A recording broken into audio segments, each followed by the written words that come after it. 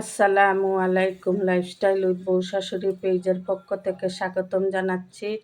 আমি আজকে কচুরমুখী দিয়ে ইলিশ মাছ রান্না করব। প্রথমে হাঁড়িতে তেল দিয়ে দিলাম।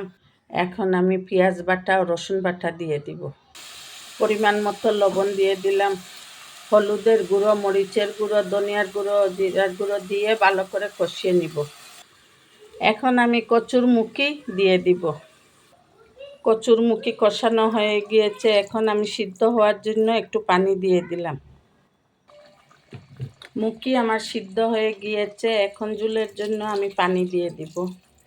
আর উপর থেকে মাছ বসিয়ে দিব, ইলিশ মাছ। ইলিশ মাছ আমার বৌমা আগে থেকে ভেজে রেখেছে, এখন আমি দিয়ে দিব।